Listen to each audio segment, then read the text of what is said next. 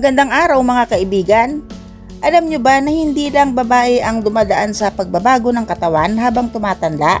Pati ang mga lalaki ay humaharap sa isang malaking hamon na madalas ikinahihiya nilang pag-usapan ang pagiging impotent o kawalan ng kakayahang makipagtalik ng normal. Maraming mister ang biglang nakakaramdam ng panghihina sa kanilang sexual na pagganap, lalo na kapag lumalagpas na sa edad 40, 50 o higit pa. Pero bakit nga ba nangyayari ito? At ang pwedeng gawin ng isang mister para manatiling kontento ang kanyang misis kahit umabot man sa puntong bumabagal ang kanilang katawan? Yan ang pag-uusapan natin ngayon. Kaya siguraduhin na tapusin mo ang video na ito dahil baka di mo matagpuan ang kasagutan sa matagal mong iniinda. Ano ang impotence at kailan ito nagsisimula? Ang impotence o erectile dysfunction ay ang kakulangan ng kakayahang magtayo o magtagal ng ereksyon para sa pakikipagtalik. Madalas itong nagsisimula sa edad 40 pataas at lalo pang tumitindi kapag lumagpas ng 50 hanggang 60. Bakit nga ba? Dahil bumababa ang testosterone level. Dumarami ang iniindang sakit gaya ng high blood, diabetes at madalas din ay epekto ng stress at pagod sa trabaho. Kung dati parang leon ang mister, habang tumatanda nagiging pusa na lang na ayaw nang kumilos. Mga dahilan kung bakit nagiging impotent ang lalaki: pagbaba ng testosterone, natural na proseso sa pagtanda, stress at problema, iniisip ang trabaho, pera o pamilya, bisyo, alak, paninigarilyo at sobrang kape, kakulangan sa ehersisyo, humihina ang sirkulasyon ng dugo, medical na kondisyon, diabetes, high blood, sakit sa puso. Kapag pinagsama-sama ang lahat ng ito, nagiging parang kandilang nauupos ang kalakasan ng lalaki. At kung hindi maagapan, hindi lang sa kama ang problema kundi pati sa relasyon ng mag-asawa. Paano makukontento ang misis kapag mahina na ang mister? Ngayon, hindi porke bumabagal ang katawan ay tapos na ang lahat.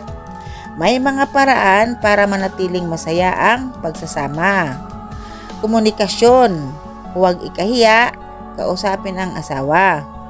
Foreplay at lambingan. Hindi lang sa pagtatalik ng kabis ang kaligayahan. Pagbibigay ng oras, minsan mas mahalaga ang atensyon at pag-aalaga. Pag-explore ng intimacy, halik, haplos, masahe at iba pang paraan para maramdaman ng misis na siya ay mahalaga. Ang home remedy solutions naman ay may natural na paraan. Para sa mister na gusto ng natural na solusyon bago uminom ng gamot, narito ang ilang home remedies. Number 1, luya or ginger tea. Nakakatulong para sa daloy ng dugo at pampainit ng katawan. Number 2, bawang. Natural na pampalabnaw ng dugo. Nakakatulong para tumibay ang ereksyon. Number 3, saging at mansanas.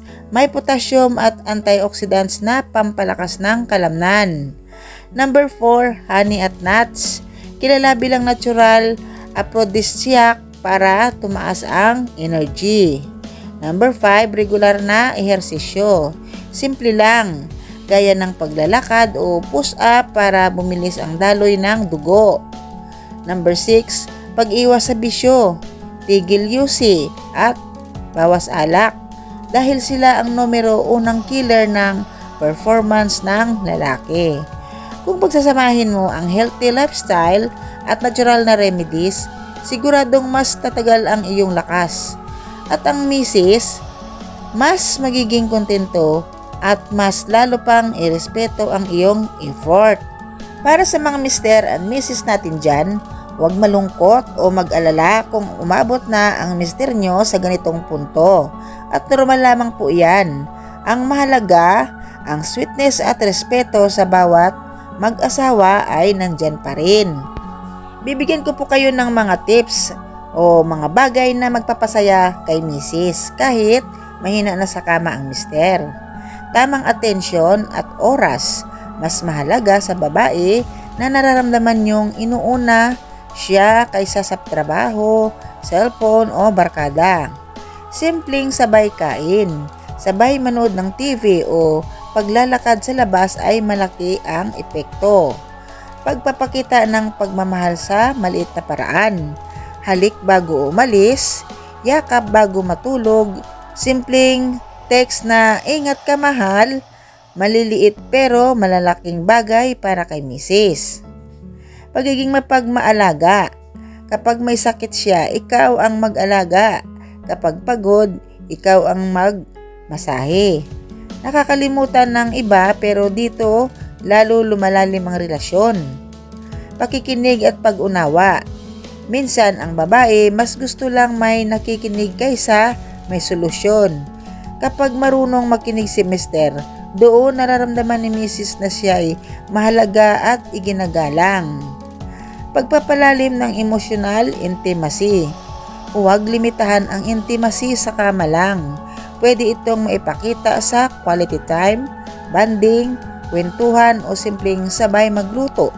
Kapag malapit ang loob ng mag-asawa, ang init ng relasyon ay hindi agad namamatay. Pagsasama sa pagdidesisyon. Ang babae ay mas nagiging kontento kapag alam niyang kasama siya sa plano ng asawa, lalo na sa pera, anak o kinabukasan. Pagpapahalaga at papuri. Madalas nakakalimutan ng mister na magbigay ng simpleng, "Ang ganda mo" o "Salamat sa luto mo", parang ganon. Ang papuri kasi ay parang gamot sa puso ng misis. Kahit wala sa kama, nararamdaman niyang siya ay espesyal. Pagdarasal at pagkakaisa sa pananampalataya. Ang mag-asawang sama-samang nagdarasal, mas matibay. Kahit mahina ang katawan, malakas ang relasyon dahil sa tiwala at gabay ng Diyos. Kaya ang topic ng video natin ngayon ay para talaga sa Mr. and Mrs. o sa mag-partner na nagkakaedad na. Minsan sa mag-asawa, lalo na kapag tumatanda, ay hindi maiwasan ng iba na para bang wala ng pakialaman o nagsusungit sa isa't isa o kaya na may hindi magkasundo. Pero minsan normal po lamang yan. Pero gaya ng sinabi ko, ang respeto sa isa't isa ay mahalaga. For example, yung pag-alis ni mister, yun humahalik sa misis at tumatawag saan man ang mister na roon ay napakalaking bagay po iyon para kay misis, na mahal siya ni mister. At isa pa, yung bang pagdating ni mister ay hinahalikan si misis sa noo. Yan po ang pinakamasarap sa pakiramdam ni misis dahil ang paghalik sa noo ay may malalim na kahulugan. Alam nyo ba mga kaibigan na ang paghalik ng mister sa noo ng kanyang misis ay may espesyal na kahulugan? Hindi lang ito simpleng halik. Ibig sabihin nito ay proteksyon, respeto at tunay na pagmamahal. Kapag hinahalikan ng mister ang noo ni misis, para bang sinasabi niya, "Ako ang sandalan mo, huwag kang mag-alala, andito ako para sa iyo." Kaya para sa mga misis, huwag niyong maliitin ang halik sa noo dahil ito ang pinakamalalim na paraan ng isang mister para ipakita ang kanyang malasakit at katapatan. Kaya mga kaibigan, tandaan natin, ang pagtatalik ng mag-asawa ay mahalaga, pero hindi ito ang sentro ng totoong pagmamahalan. Ang tunay na pag-ibig ay hindi lang nasusukat sa init ng katawan, kundi sa init ng malasakit at pag-unawa. Pwedeng humina ang lakas ng mister sa kama, pero kapag matibay ang respeto, tiwala at pagmamahal sa isa't isa, mas matibay pa ito kaysa anumang pisikal na kalakasan. Ang sex ay bahagi lang ng relasyon, pero ang puso at damdamin ang siyang pundasyon ng panghabang buhay na samahan.